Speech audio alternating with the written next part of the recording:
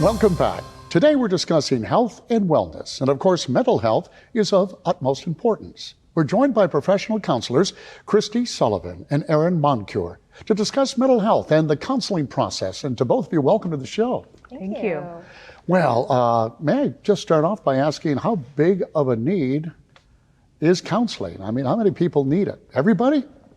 Pretty much at some point or another, I think we all can benefit, because counseling can help us with everything from stress management to kind of more severe things like anxiety or depression.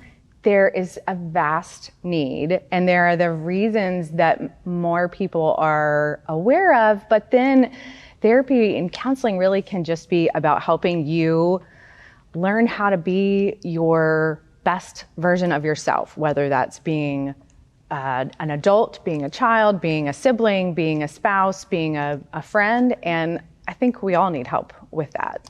Let's start there. I mean, from your perspective, if someone seeks out counseling, what is the initial goal? To be totally healed, happy, and walk out that door? That would be a nice goal to have. Yeah. Happiness is something that comes and goes, but the ability to feel whatever you feel in that moment and be okay knowing that feelings pass. There's usually something in the person's life or family or circumstances that's the tipping point. That's what gets them in the door. But therapy can be so much broader than that in helping you to just be in a better place in your relationships. Do you think some of the people who come in might have maybe a misconception or a higher expectation of an outcome that is realistic? So I'll kind of speak first to children. I think a lot of times parents bring their children in, and sometimes the expectation might be a little high. Mm-hmm. They would like no more outbursts or meltdowns. They would better behavior, fewer tantrums. It's not that easy, though, It's not that easy, not. Because children aren't many adults. Children have different parts of their brain aren't developed yet. And so tantrums, difficulty with regulating their emotions, some behavior problems, that is just par for the course. Because generally speaking, kids are going to be kids, but I'm guessing most parents don't bring their child to a counselor unless they're doing things above and beyond what we would consider a normal kid. So what normally drives that in a kid? So we kind of always talk about it of intensity, frequency, and duration are kind of our three measuring points. Like you said, tantrums, emotional outbursts are normal. That's a normal part of being a kid. How long are they lasting? How intense are they? How frequently are they happening? And so it's typically normal behavior happening on an amplified basis. Are you teaching parents as well as the child? Absolutely.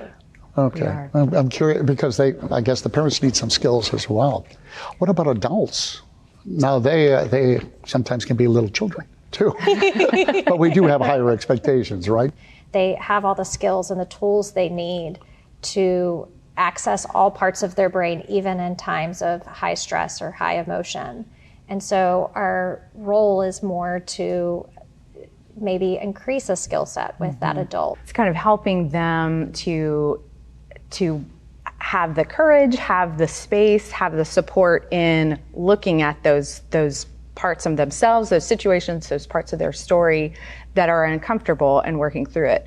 Children don't have that. It takes us a lot to develop our sophisticated language systems, and then for us as adults to be able to know what we're feeling and be able to put the words to that. That's a pretty sophisticated skill that children don't have yet. That's so true. And so part of the role in working with children is giving them other opportunities that meet their developmental place. Now, the importance of being able to connect with the counselor, matching a counselor to the individual. Can you give us some tips as to how you do that? Is it just a matter of searching until you find the right one?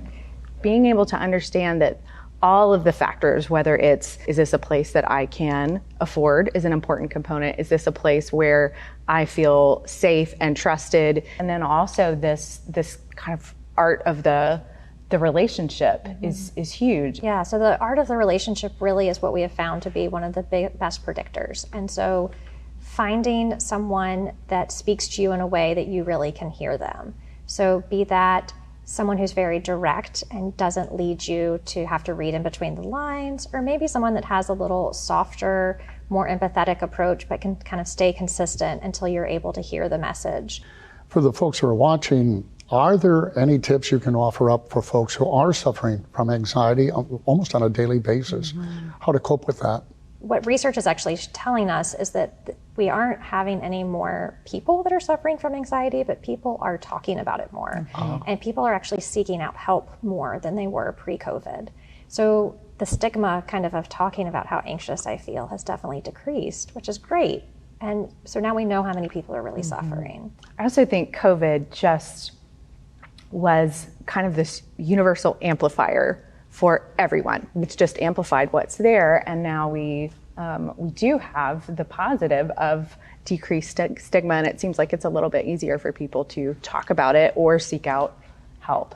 Anxiety is best treated kind of as a 1-2, and one, if needed, kind of getting medication to help decrease symptoms, and 2, addressing it in counseling and with therapeutic. But even at home, you can do things like sleep. Sleep is probably the number one most important thing that doesn't cost us anything. Right. But it also can be really hard if you're anxious to fall asleep. Something as simple as rearranging your bedroom can kind of help reset your sleep habits. Changing your environment can really kind of help to reset your brain so that you can fall asleep. So kind of having that good sleep health routine of going to bed at the same time, doing things that help you wind down, like having hot tea or maybe a shower before bed. Can you give us a little bit of overview as to some of the common struggles that you see? I think for children, we can kind of break them up into different categories. We kind of have behavioral issues, emotional issues, and developmental issues. And that can be everything from stress management for a kid who, every time they have to separate from mom, they're becoming very emotional, to diagnosis like anxiety or even ADHD. And then we kind of have developmental, just kids that socially maybe seem to be not on the same path as their peers, and so parents are having concerns. All right, and adults? Stress management, anxiety, and depression are the reasons that people are seeking therapy. And I think, there are Christy and I were talking about this morning, as a society, as each of these people groups, we're faced with more stress, responsibility, information than ever before, and that is creating a lot of tension for all of these people groups. All right, let's talk about especially kids again, who really don't communicate well, or many of them don't. How do you get their innermost thoughts when they won't talk? So the importance of not using talk actually in child therapy is kind of something I think a lot of parents are surprised to find out. So we don't expect kids to talk during therapy. We really rely on the therapeutic benefits of play.